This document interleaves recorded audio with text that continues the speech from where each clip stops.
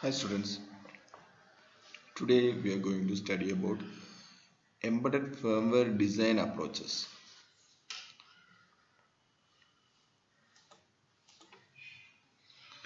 So before going into the topic, we will discuss what is an embedded firmware. Okay, as I told you earlier, embedded firmware is the software that is controlling the whole embedded system. So this firmware will provide program instructions and configuration settings to the embedded system. Okay, so how we are giving this program to the embedded system? So the embedded system consists of either a microprocessor or a microcontroller. Okay, so if it is a microcontroller means what? We will dump this code into the microcontroller's ROM, EEPROM we will dump. Okay, if it is a microprocessor, every time when the embedded system is working, we will load the program to the microprocessor. This is how we will execute this firmware. Okay, so embedded firmware is a control algorithm and a configuration settings. Okay, so we will dump this program into the memory of the embedded system. Okay, so this firmware is an unavoidable part of the embedded system. The embedded system will not work without this firmware. Okay, so there are different ways that we can write this firmware software. Okay, so we can use high level languages like C++. Okay, so if you are using high level languages, we require an integrated development environment, that is IDE. Okay, so what is the peculiarity of IDE? IDE consists of an editor, okay, a compiler, then a linker, a debugger and a simulator. Okay, so editor is for typing the program and compile is to compile with the library files and everything. Okay, then linker is there, then debugger is used for checking for errors and we can correct those errors. That is the purpose of debugger. And simulator is also there. Okay, what is the purpose of simulator? Okay, so most of the embedded system consists of hardware and software. Okay, so if there is no hardware, okay, so we can simulate those hardwares. Okay, without the presence of actual hardware, we can use some system components and assign it as hardware and we can make it perform as hardware and we can check the performance whether it is working properly or not under various conditions. Okay, so this integrated development environment will be different for different family of processors. Okay, for one processor we have one type of IDE and for another processor we have another type of IDE. So like that this IDE will change based on the processors. Okay, then the second approach for writing the firmware is assembly language programming. Okay, so we can write an assembly language program. Okay, so what is an assembly language program? Instruction by instructions we will write. Okay, so the program may be some little bit lengthy. Okay, if the processor supports only assembly language program, then there is no way other than writing it into assembly language program. Okay, so each instruction will be small and specific and we need more number of instructions to write a program. Okay, and this assembly language program also processor specific. Okay, so we cannot use one assembly language program for another processor. Okay, so we are using one particular syntax for 8051. Okay, same we cannot use for 8086. So each processor or controller comes with a particular syntax. Okay, so we have to use those syntax to write programs. Okay, so that is assembly language program. Okay, so while we design the embedded firmware, there are two types of approaches. Okay, so two major types of approaches are there while designing or writing a program for embedded system. Okay, So the first one is the super loop based approach. Okay, and the second one is the embedded operating system based approach. Okay, the super loop based approach and embedded operating system based approach. Okay, so the programmer has to design, or the programmer has to decide which type of approach we have to use for a particular embedded system. Okay, so the major factors that are depending on this decision is the complexity of the embedded system and the system requirements. What is meant by complexity of the embedded system? How many peripherals we are connecting to the embedded system? Okay, how many peripherals we have to control? Okay, so what are the system requires? What the embedded system has to do? Okay, so these are all major factors that are affecting the decision which approach we have to use. Okay, so in the super loop approach we can see we will write the program. Okay, so inside the program there will be while loop or for loops. Okay, so every time the whole program will be repeating. Once the program is completed, again it will start from the beginning. Okay, so like that it will be executed. So inside the program everything is given in the terms of instructions. Okay, so that is the super loop based approach. Okay. Then what is the embedded operating system based approach? In the embedded operating system based approach, we will use an embedded operating system. Okay, so the embedded operating system will control all the operations. Okay, so it will control all the program execution, it will select the task, everything will be controlled by the operating system. So there is we can run different programs, okay, inside the operating system, and it will act accordingly. Okay, so the embedded operating system based approach will be used in complex embedded systems. Okay, so if you are designing a simple embedded system, the super loop based approach is enough. Okay, so we will look into super loop approach. So what is the super loop approach? Okay, the super loop approach is used for simple embedded system, and it is not time critical. Okay, that means what? Non real time embedded systems. We can use this super loop approach in non real time embedded system. In real time embedded system we cannot use this super loop approach, because if the time response is not critical, in that case we can use this super loop based approach. Okay, so if the deadlines are missing, then also there is no problem. Okay, so in that cases we can use this super loop based approach. Okay, so this is very similar to the conventional procedure oriented programming. Okay, so the program will execute in such a manner that task by task the program will be executing. Okay, so one loop will be there, that is for executing one task, another loop will be there, that is for executing another task. So task 1 will be executed, then task 2, then task 3, task n will be executed, then again it will go to the first task. Okay, so here it will be executed in a sequential order. Okay, so we cannot control this sequence, one by one only it will execute, so we cannot set any priority for any particular task, that is not possible. Okay, so these tasks will execute in a never ending loop, that's why it is called a super loop approach. Never ending loop means what? The total program will be repeating. Okay, the total inside the total program we have a sub programs. Okay, sub task will be there. Okay, so first task will be executed, then second task, and third task, then nth task will be executed, again it will go back to the first task. Okay, so that's why it is called a super loop approach.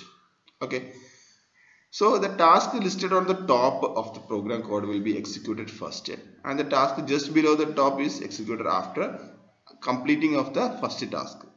Okay, so it doesn't identify which task is important or not. Okay, first, second, third, like that it will execute. Okay, so this is an typical super loop implementation will look like this. Okay, so initially what it will do, it will collect all the common parameters. Okay, it will initialize the hardware, memory, registers, etc. So first is the initialization process. Okay, so initialization will be common for all the tasks. Okay, so first step is common for all the tasks. Then we will come to the second step. Second step is start the first task and execute it. Okay, first task will be executed, then the second task will be executed, then the next task will be executed, and so on. Okay, this dot represents and so on. Okay, so like nth task will be executed. Okay, so the last task will also execute. So after executing the last task, what happens, it will jump back to the first task. Okay, and it will again run. Okay, so this process will be continuing indefinitely. That's why it is called a super loop implementation or super loop approach. Okay, so you can see this super loop approach in Arduino programming. So if you look into Arduino programming, so everything we will write inside a loop. Okay, so this loop will be repeating over and over, and finally we will get the outputs. Understood?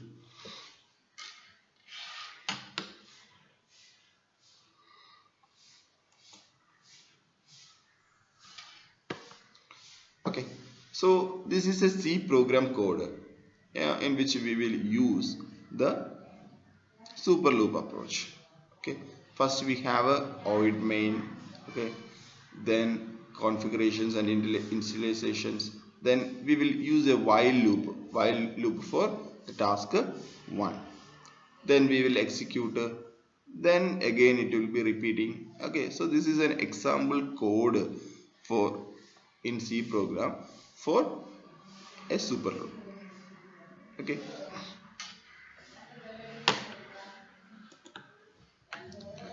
so what are the advantages and disadvantages of this embedded this super loop approach? So first advantage is it doesn't require an operating system for task scheduling, monitoring. Okay, and it is free from OS related overheads. Because what is meant by this overhead? Because for running of the operating system itself, it requires some memory, it requires some processing speed and everything. Okay, so that is what is called OS related overhead. Okay, so if you are running a super loop based approach, directly the program will be executing by the processor. Okay, but if you are using an OS related approach, the OS itself has to run first. Okay, so it requires what? Memory, processor, everything it will require. Okay, so that we can avoid. Okay, so this is a simple and straightforward design. Okay, directly we are giving the program, it will be executed, and finally we will get the output. Okay, so this is a straightforward approach and a simple approach. Directly we can see the program and we can execute the program. Okay, and it reduces memory footprint. Okay, reduces memory footprint. Okay, so these are all the advantages of super loop based approach. Disadvantages, cons. So it is a non-real time execution. As I told you earlier, it is non-real time because first task is executed, second task is executed, third task, whatever happens, the fifth task will execute after fourth task only. We cannot control that thing. Okay, So whatever the time elapses or whatever the thing it is, the fifth task will execute after fourth task only. We cannot control that thing. Okay. So if the number of tasks increases, like 100 tasks, 100 tasks are there. Okay. So first will be executed, then next like that. When it reach 100, so much time will elapse. Okay. So in some applications it will not be suitable. Okay. So for each task has to execute by the CPU, and it will take much time also. Okay. So if there is any problem with the execution in one task, okay, so in between we have so many tasks, right? So if there is any problem in executing a particular task, there will be a delay in executing the next task and the next task and the next, so on. Okay. For example, if there are 100 tasks are there, okay, 25th task is getting an error. Okay. So what happens? There will be a time delay in executing the 26th and up to 100th task. Okay, that is a problem. Okay. So as I discussed in the previous lectures, we studied about the watchdog timer. What is the purpose of watchdog timer? The watchdog timer will monitor whether there is an error. If there is an error, means what? It will reset. Okay. So this, if there is an error, the watchdog timer will tackle this problem by monitoring the execution. Okay.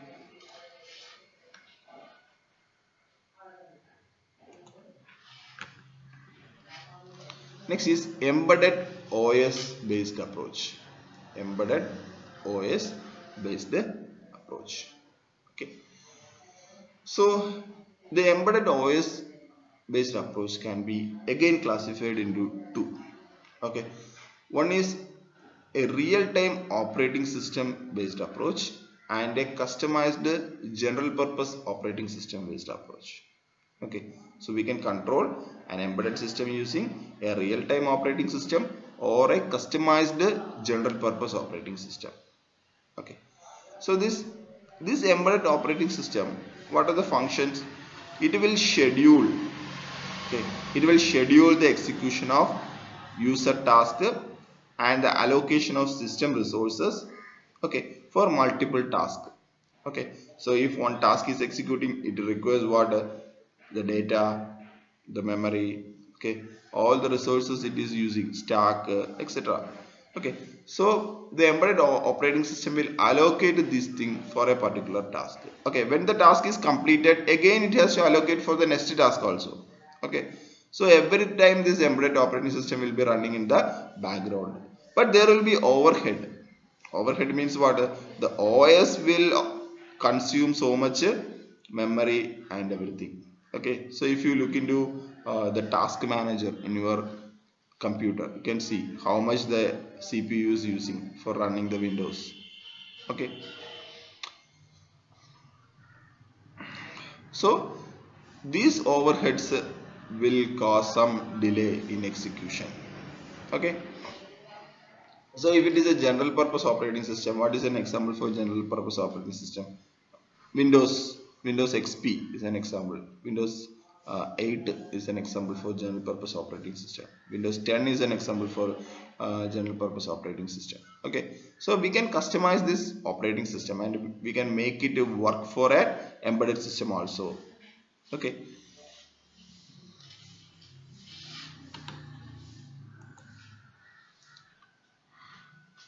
So I will explain some examples for embedded system that are using, or some operating systems that are using in embedded systems.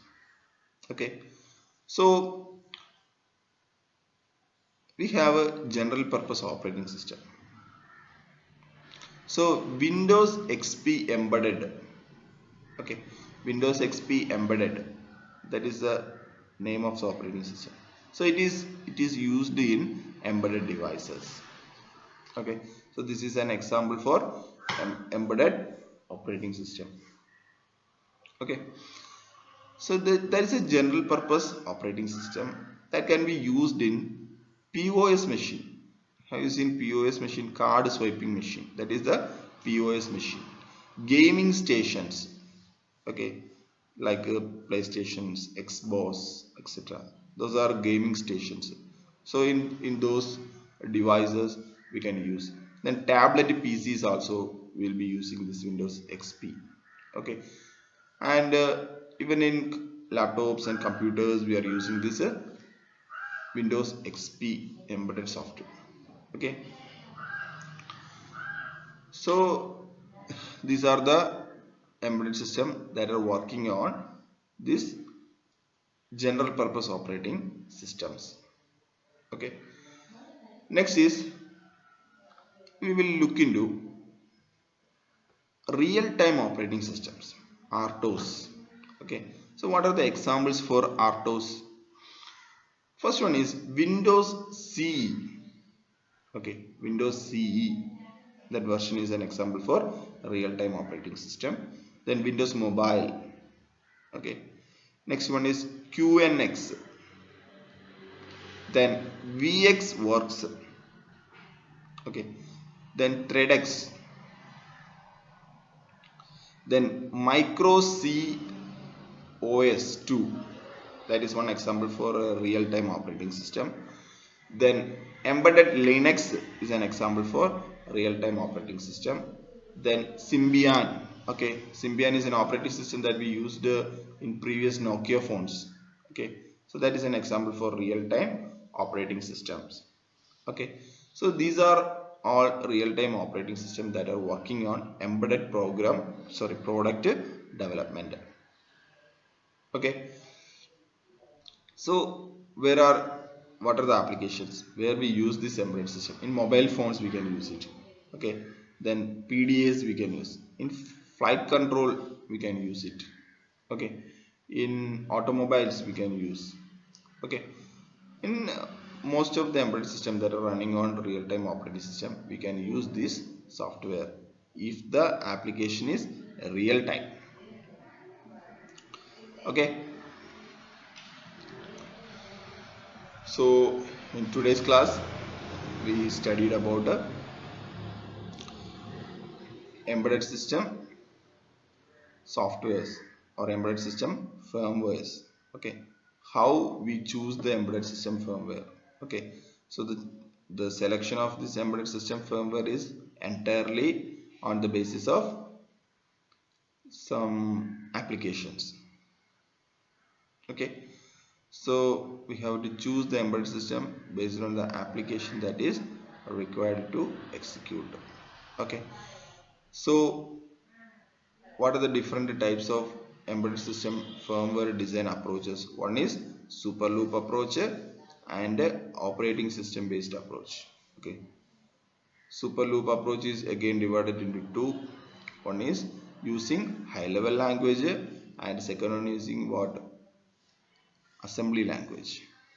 Okay, then operating systems are also of two types, that is one is general purpose operating system and the second one is a real time operating system. Okay, so we can use either real time or general purpose operating system. So if you are using the general purpose operating system we have to modify it according to the embedded systems need.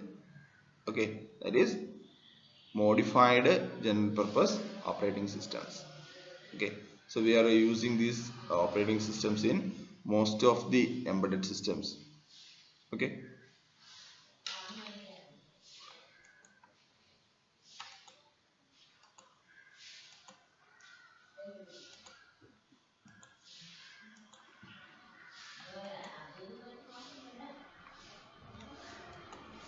so thank you for listening to this lecture. uh, if you have any doubts you can contact me. Bye.